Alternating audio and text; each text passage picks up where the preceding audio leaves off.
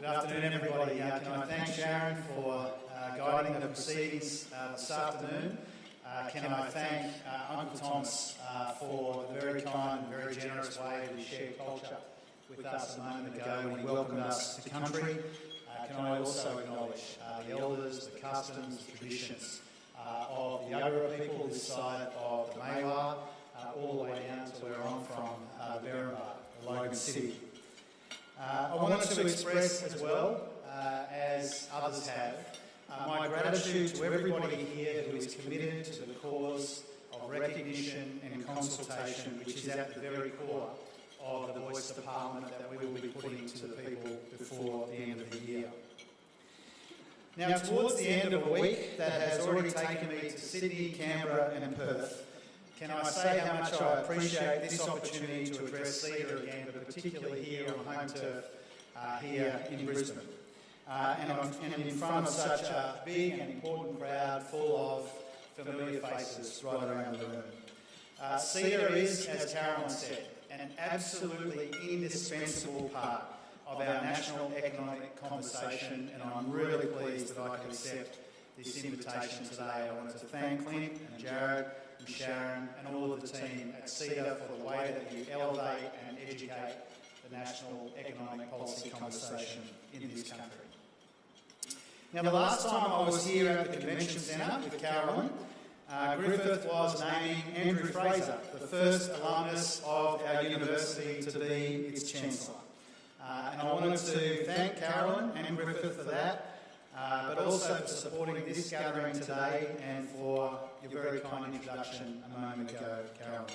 As you can probably tell, I'm really, really proud of my association with Griffith University, and I'm pleased that Andrew, new Chancellor, is also here today, as well as another classmate of ours from that golden era of Griffith, Senator Anthony Chisholm, the Assistant Minister for Education and the Regions as well. I wanted to acknowledge Commonwealth Bank, thank them for sponsoring today along with Technology One. We appreciate that a great deal. And I wanted to acknowledge somebody who is more important to me than the Prime Minister, the Chairman of the Broncos, Marles, who's in the front row as well. And all of you who've taken the time to be here today to gather with us and to share a few perspectives. There are a number of reasons why now is an absolutely perfect time to share some thoughts and some perspectives about our national economy. And one of those reasons is that tomorrow I'll be releasing the Productivity Commission's 5-yearly review of Australia's productivity performance. So today I wanted to tell you what to expect in that important report, how the Albanese government is grappling with its major themes and directions, what we are interested in progressing, and where we think we already have a better way forward when it comes to satisfying some of these important economic objectives. I wanted to warn you, when you see it tomorrow, this PC report, it's almost 1,000 pages long. There are 9 volumes and 71 recommendations. I received it last month. I've been getting my head around it and briefing my ministerial colleagues on it since then. I'm not obligated to release it until after the budget, the second half of May, but I'm putting it out there a couple of months early because I want you to be able to work your way through it as well. I want you to be able to engage with it and make your own mind up about its key conclusions. But also I want to release it now because so much of what's happening in our economy goes to our ability to build a more productive and a more prosperous economy, more stable and resilient and secure, and one that creates more opportunities for more of our people. And today, we heard earlier this morning that the unemployment rate is back down to 3.5%, a truly remarkable outcome in the context and in these conditions. But a reminder as well that even though we've got a lot coming at us from around the world, we've got a lot going for us here in Australia as well. Low unemployment, the beginnings of wages growth, and really incredible prices for what we sell the world as well. But on every day this week, we've also been reminded of the big challenges that are laid out before us in our economy. On Monday, I convened a meeting of APRA, ASIC, the RBA, the Treasury and relevant ministers to monitor and understand the implications and the exposures of what's happened to Silicon Valley Bank in the US. Our regulators are on top of things, our banks are well capitalised with strong liquidity positions, but it's still a reminder of the risks, the uncertainties and the vulnerabilities in the global economy as interest rates rise around the world. By Tuesday, we announced the biggest industrial undertaking in our history, the new AUKUS deal, which is a crucial investment in our national security and in our national economy as well. It's a game-changing plan to broaden and deepen our industrial base, but it's also a reminder of the substantial pressures on the budget that have largely come from the 5 fastest-growing areas of government spending: interest costs on debt, the NDIS, aged care, healthcare and defence. The same day, on Tuesday, and while I was in Perth, the new GST relativities were released. And these were a reminder of some of our other fiscal challenges, state and federal, including in our case, the increasing cost of the deal to provide WA that GST floor of 70 cents on the dollar. But also the pressures that come from the renewal of expiring national agreements, which will need to be funded over the next 12 to 18 months. The interim default market offer, which was released yesterday and goes to the forward prices in our energy markets, was a reminder of the inflation challenge that we still confront even as inflation moderates in our economy. Now, our interventions in the energy market are working well to take some of the sting out of those price rises, which are less than half the size they would have been without our action in December. But people will still be doing it tough as inflation hangs around in our economy higher than we like for longer than we like. Now, in the near term, our ability to withstand these inflationary pressures, these fiscal constraints and global uncertainties will come down to the best combination of relief, repair and restraint. Responsible cost of living relief where we can afford it, repair when it comes to our supply side issues and restraint in the budget. That was the strategy of the budget in October, and these will be guiding principles in May as well. But in the medium term and in the longer term, our success will be determined by whether or not we can lift living standards, and that will be determined in turn by whether we can put the woeful productivity performance we saw during the wasted decade behind us. Now, this won't be easy or quick, but together we can begin to methodically turn around some of the perennial challenges in our economy, with the goal of improving productivity not for its own sake, but because of what it represents: an expanded speed limit on our economy to enable and empower growth with low inflation, and grounds for sustainable wage increases, which could lift living standards for working people in this decade and the next. Now, to do better, we need to understand better the dimensions of this productivity problem. So I wanted to give you what I think are 5 pretty stunning facts from the Productivity Commission report that I'll release tomorrow, because I think these facts put into perspective what we're dealing with. The first one is that our productivity growth in the past decade has been the slowest in 60 years, averaging just 1.1% a year, worse than the decade before and barely half the rate achieved during the 1990s. Secondly, between 1970 and 2020, Australia slipped 10 places in productivity rankings, falling from 6th to 16th in the OECD over that period. Thirdly, this means our productivity is now 22% lower than in the United States. Fourth, if we kept up with the 60-year average for productivity growth, national income would have been around $4,600 per person higher in 2020. And fifth, if we stay stuck on the current course that we're on, the Productivity Commission projects future incomes will be 40% lower and the working week 5% longer as a consequence. Now, these figures are useful illustrations of the productivity challenge, but they're not forecasts and they're not predetermined outcomes. And later, I want to come back to how we measure productivity and whether we are approaching it the right way. But it's clear and it matters that on every traditional measure of productivity, Australia has been flatlining. Australia does have a productivity problem. And the report that I'm releasing tomorrow refers often to the headwinds in our economy that contribute to this problem. And it's true that much of what we confront can be problematic if it's mismanaged or if it's ignored. But in a spirit of optimism, I wanted to suggest to you today that we can turn the headwinds identified by the Productivity Commission into tailwinds in our economy. Now, the report does a good job of identifying 5 key trends and transitions. Firstly, the large and growing services sector. Secondly, the costs of climate change. Thirdly, the need for a more skilled and adaptable workforce. Fourthly, the use of data and digital technology. And 5, economic dynamism in a changed world of geopolitical tension and uncertainty, which is putting up barriers. Now, these are hard areas for a reason. All of them are complex. None of them will respond to quick fix, easy win, whack-a-mole policy making. In the Productivity Commission's view, the non-market services sector, including the care economy, which has averaged zero productivity growth since 2000, will naturally expand and drag on productivity as our population ages.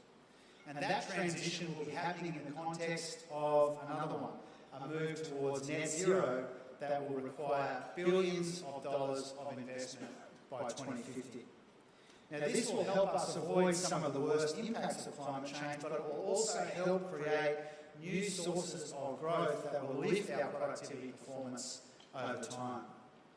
Now, these transformations will require investments in a highly skilled workforce, and for that, we need better education and training systems that can supply the skills and labour that we need, and which can enable the digital revolution to happen in a way that enhances rather than just replaces work, helping to diffuse ideas and technology across more of our economy.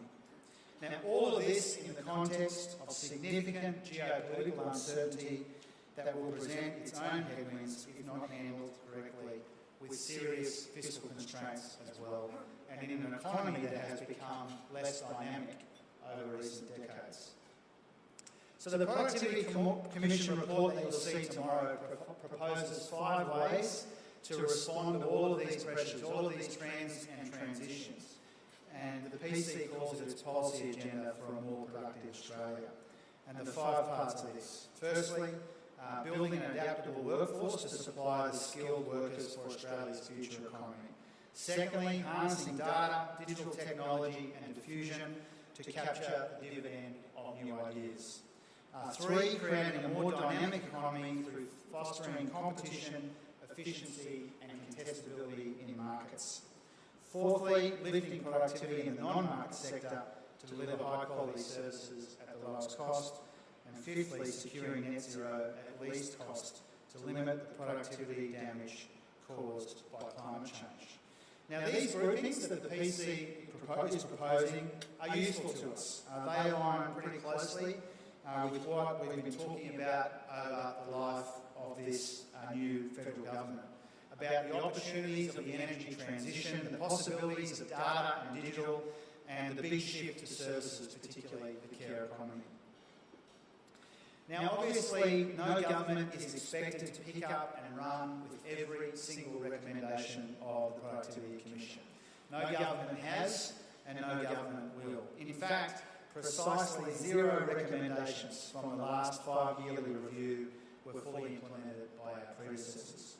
And half of these ones tomorrow involve or are exclusively for the states, and so we need to discuss them with the states as well. But a major point that I wanted to convey to you today is that there are more ways than one to satisfy our objectives when it comes to productivity. Multiple pathways, and not all of them in the report I release tomorrow, will be consistent with the government's priorities or values. For example, we don't believe that productivity gains come from scorched earth industrial relations, for example, or from abolishing clean energy programs. Instead, we believe we'll get these productivity gains from investing in our people and in their abilities, from fixing our energy markets, from making it easier to adapt and adopt technology so that it works for us, not against us, and by creating the stability and the certainty necessary for capital to flow towards areas where we have advantages and opportunities to underpin a more modern, deeper, broader industrial base. We want to maximise opportunities in energy, not just minimise costs. We want more cooperative workplaces, not more insecurity and conflict. But I hope that these points of difference that you'll see tomorrow don't dominate our discussion of the report, especially when there is so much common ground to be recognised and so much progress to be made. Our government is already working on more than 2/3 of the 29 reform directions outlined in the report, and it's methodically considering the specific recommendations that sit under those directions. As I said before, something like 36 lie at least in part with the states, and it's on the agenda for a meeting of my state colleagues and I in June. But we already have a comprehensive reform agenda to grow our economy and lift our living standards by investing the right way in productivity growth. Let me give you some examples today. To expand opportunities to work and learn in the future economy, we are putting in place cheaper early childhood education, better paid parental leave, hundreds of thousands of TAFE places and additional university places in areas of particular need, a university accord that will drive lasting improvements to higher education, a national skills agreement to reform vocational education and training, Jobs and Skills Australia to strategically plan for the workforce of the future, and a digital and tech skills compact to enable tech workers to earn while they learn. We're creating the conditions for more diffusion of digital technology by expanding access to high-speed internet, allocating $3 billion to upgrade the NBN, with $1.6 billion of this dedicated to improving connectivity in regional, rural and remote Australia. In addition to $656 million to address other connectivity issues in rural and remote Australia as well. And all of that paired with our cyber security strategy and expanding the use of digital ID to make it easier for Australians to access more than 125 different government services. We're making our economy more dynamic with a sustainable finance agenda to enable capital to flow more effectively and efficiently. Working with states and territories to expedite zoning, planning and land release as part of our housing accord. Modernising cross-border processes and reducing compliance costs in trade. Deepening commercial relationships across the Asia-Pacific. Creating room for more skilled migration by slashing the visa backlog. Through our migration review and through work to support business adoption of AI and other new technologies. We've got a big focus on services and the care economy. The strengthening Medicare task force will enable GPs, nurses and allied health professionals to work together for better patient outcomes. We'll have more to say about our review of the NDIS in this term of government. And we're also exploring new funding models to promote better public outcomes through place-based approaches. And we're building new partnerships for productivity as well by revitalising bargaining through a focus on grasping the industrial opportunities of net zero, including through the National Reconstruction Fund, and through AUKUS, an investment in our national security, our national economy, that will support 20,000 jobs in sectors like technology and advanced manufacturing. And all of this shows that across each of the 5 areas of reform identified by the Productivity Commission, the government is acting in methodical and meaningful ways to turn our productivity performance around. Now, I said earlier that I'd talk about how we approach and how we measure this productivity challenge. And so I wanted to finish with a few thoughts on that today. At the start of January and later on in January, in a longer piece of writing, I flagged my belief that we can improve and bolster and make more relevant the way the PC goes about its really important work, all without interfering with its independence or its core focus on productivity. Now, the PC's played an important role in economic reform over a long period of time, but its structure and remit hasn't changed for 25 years, and our productivity challenge has. It's evolved. To elevate the economic reform discussion, we need to ensure that we've got a PC which is suited to the times. That could mean a more strategic focus on how we maximise the opportunities in these areas of economic transformation, including especially the shift to net zero. It could mean building a better understanding of how we measure productivity and the magnitude of the challenge before us. But what it has to mean, what it must mean, is the evolution of a more meaningful, expanded research agenda and a stronger reform blueprint. This is something that I'm giving further thought to, and I'll have more to say about the future of the PC later in the year. But we all want to turn the headwinds described in this report into tailwinds in our economy. We all want better living standards. We all recognise the central role of productivity growth in that endeavour and in that effort. How we go about it is contested, as it should be when so much is at stake. That's why so much of our government's time and effort has been spent building a serious economic reform agenda, one that can better pair productivity with a full employment economy that offers those opportunities to more of our people in more corners of the country. Now, the PC report that you'll see tomorrow will assist us to refine and define the way we move forward. But improving productivity isn't just the task of one government. It's a national task with business, investors, all levels of government, workers and their unions, pulling together in multiple ways on multiple fronts to move further and faster towards our destination and our collective mission, which is improved living standards for our people and decent incomes and a better, more secure and more productive future built together. Thanks very much, and I look forward to the discussion.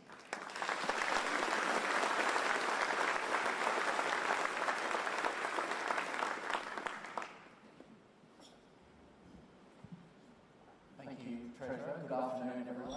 My name is Jared Hall. I'm Chief Economist at CEDA, and it's a privilege to be able to have a Q&A session with the Treasurer today, to be able to moderate it. As always, at our events, there's a number of different ways that you can ask your questions. You can do it virtually via Pigeonhole, and I'm glad to say that Pigeonhole already looks like it's running hot with questions, which makes my job a lot easier. But also, we do have roving mics, so if you would like to grab a mic, please put your hand up and see the staff member will come and find you. And I will apply the Tony Jones rule. There will not be comments, just questions would be great. Thank you. And of course, if you could state your name and your organisation for Treasury's benefit, that would be fantastic as well. So I do want to start with a question that is, I guess, the top one on Pigeonhole, one that I thought that I would ask you anyway, and that is around tax reform. We sort of saw some of the reaction to some of the sort of tax changes. A number of economists I saw kind of said, well, this is the way that reform, particularly in an area like taxes, is done now. It's bite-sized and manageable kind of changes. On the other hand, we have Ken Henry this morning talking about the need for big bang tax reform, particularly in relation to productivity. What's your thinking on the approach to reform more broadly, but particularly in an area like tax, which has obviously been quite contentious and difficult over time, but really central to the productivity challenge that you've outlined? I worked closely with Ken on his tax review in the course of the last Labor government, and I talked to Ken from time to time about these issues. One of the things I learned from that period is that you need to, if you want to reform the tax system, in my view, you need to do it in a staged, methodical way. And I think for all of you that observed some of the, frankly, hyperventilating about what was a very modest change to superannuation tax concessions, would understand, as I do, that tax reform is difficult in this country. And so in my view, you make your priorities known. In our case, multinational taxes, we're working very closely with friends around the world on multinational tax. We've got a proposal out there on superannuation tax concessions, which allow for the concessions to still be available to everyone, but slightly less generous for people who are in that top 0.5% of superannuation balances. Pretty modest change, but a meaningful one when it comes to the structural position of the budget. I think inevitably every budget, whether it's a Labor budget or a budget handed down by the other side of politics, needs to contemplate some combination of three things. Spending restraint, which we're able to show in October. Trimming spending, where that spending is not especially productive, we're not getting value for money. and modest but meaningful tax reform in areas like super and multinational taxes. And so that's the approach that we've taken. Ken is in favour and on the record multiple times over a long period of time for something more comprehensive. We've got a different set of priorities when it comes to that. Thank you. And we also have a question around the China-Australia relationship. I mean, the theme of your speech was around turning headwinds into tailwinds. I guess one of the big tailwinds that we do have in the economy at the moment is on the export side, and particularly the recovery in the services exports area, which is critical for our relationship with China. The question is really around how do we balance those economic issues with the ever-growing concerns that there are around national security and obviously the announcement this week. Yeah. Well, a few things about that. I mean, one of the things that we've really got going for us is these really quite extraordinary commodity prices. At the same time as in the last national accounts, the December national accounts, our performance in education and tourism, those sectors were coming roaring back in welcome ways as well, and that's really important. Those things are some of the things we've got going for us.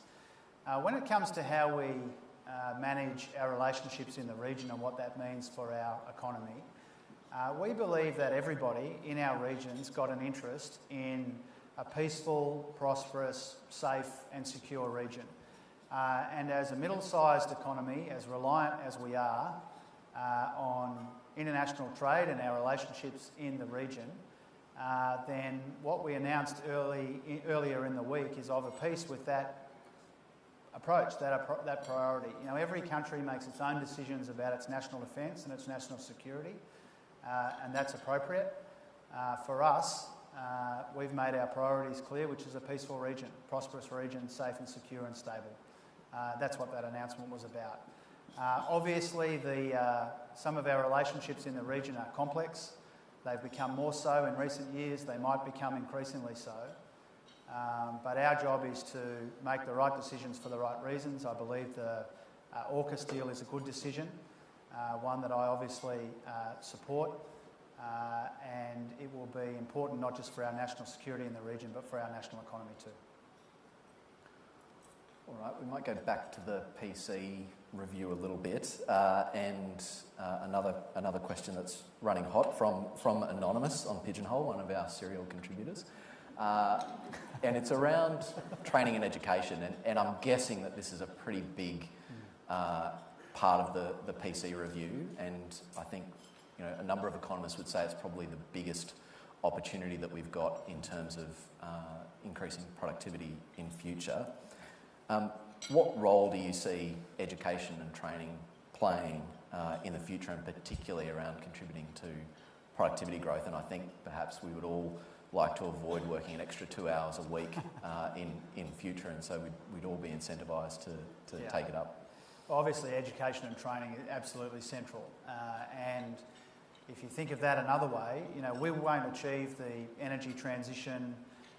We won't make a success out of the services sector, and particularly the care economy.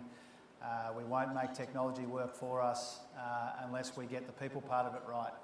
And there is a big focus in the PC report tomorrow on education and training, and there's a lot of common ground between the government and the PC on this question.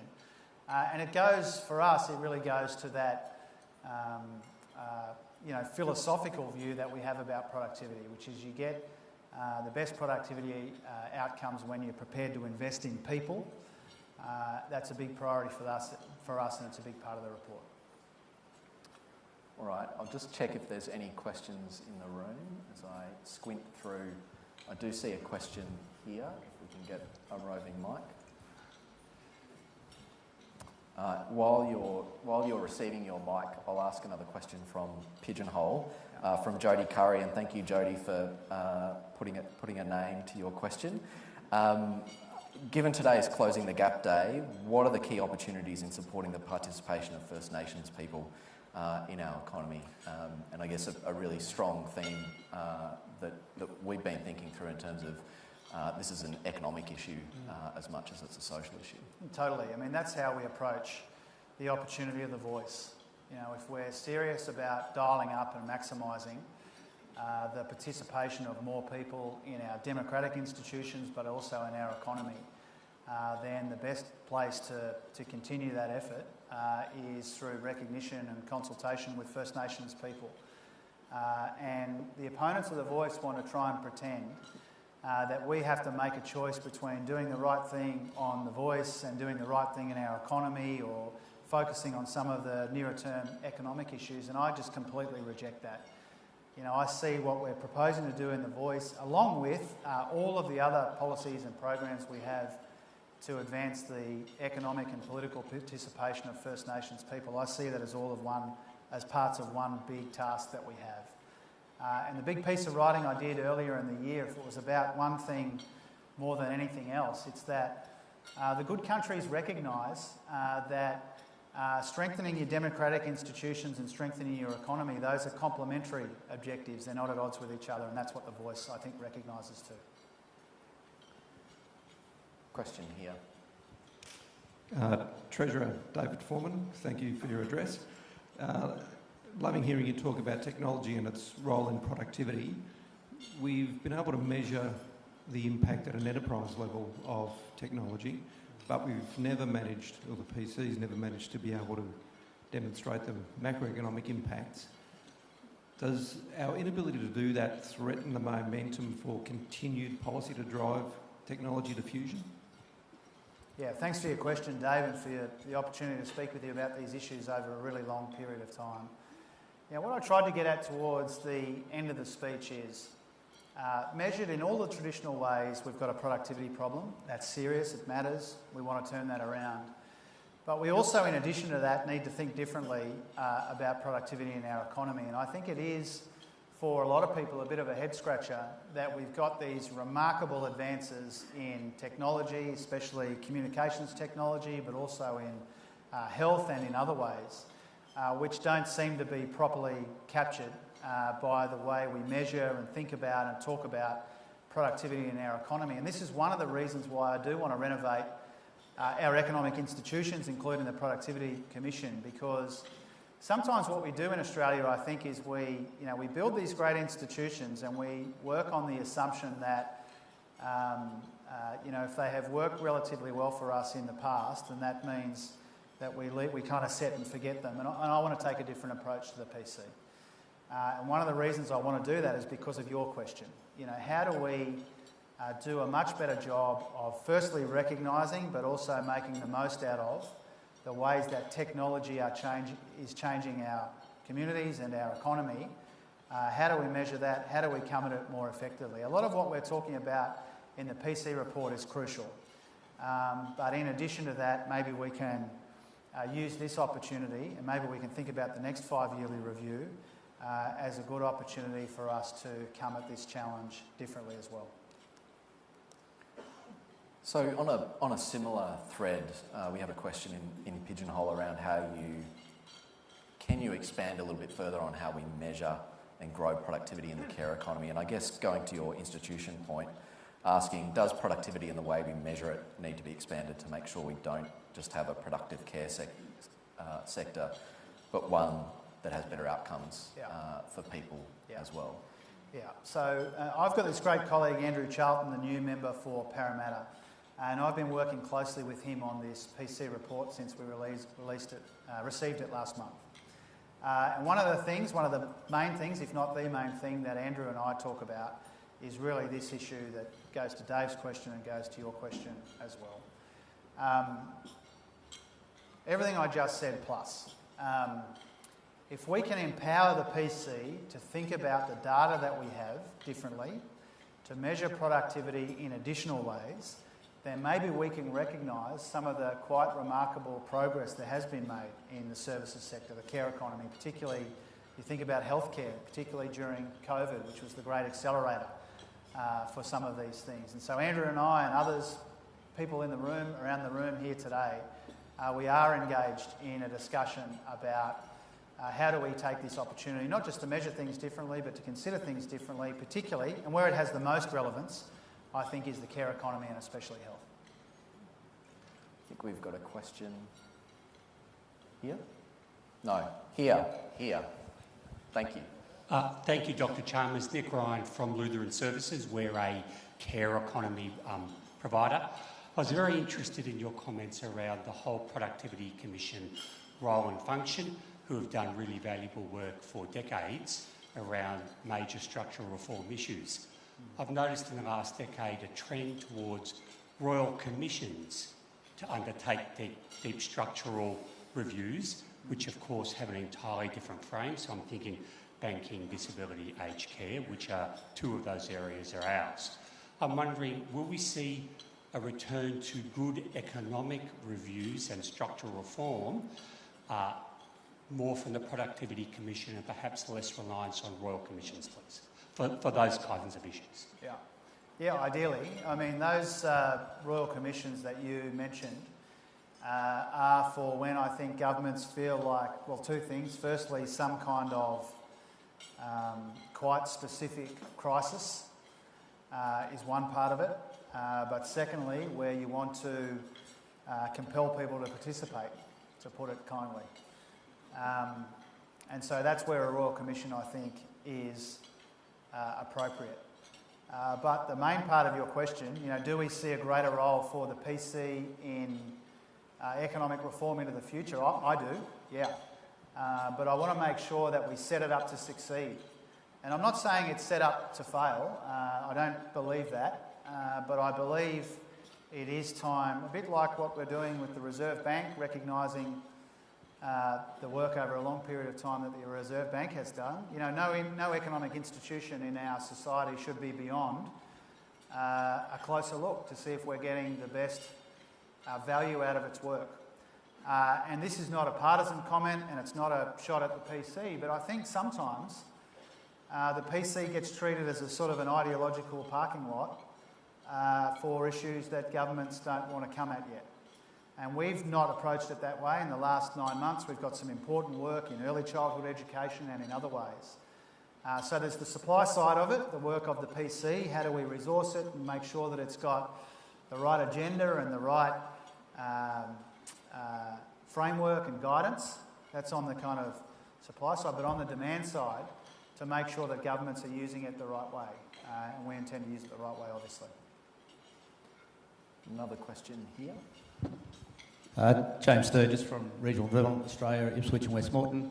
I'm glad to hear the discussion and point about the renewable energy, the energy transition. I suppose I'm just really interested to hear how important it is for Australia not only to achieve it by the date that we're trying to achieve it, but how important it is to Australia for building our own technology businesses and getting a real feel for, from a macro point of view, how we really make the best of this energy transition for our longevity, not just the energy needs, but actually building the industry. Yeah, thanks for the question. A lot of the commentary around cleaner, cheaper energy and the industrial part of that revolves at the moment around what the Americans are doing with their Inflation Reduction Act, as you would know.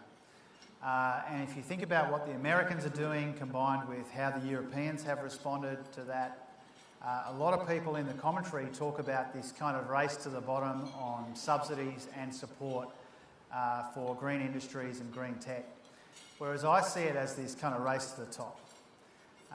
And we should be in that, and we are in that, and Australia has massive advantages in areas like critical minerals, battery manufacturing, hydrogen, particularly clean hydrogen. We've got so many advantages here, and we shouldn't fear and we shouldn't shirk from a race to the top on clean energy technology. We are really enthusiastic in our government, not just in Chris Bowen's portfolio, not just in Ed Husick's portfolio, not just in my portfolio, but right across the cabinet. All the foreign-facing portfolios, everybody is engaged in what I think will be the most important thing that we do in our economy, however long this government is in office. I feel like in the future, they will write about the 2020s as the defining decade, a really important decade, a big window of opportunity.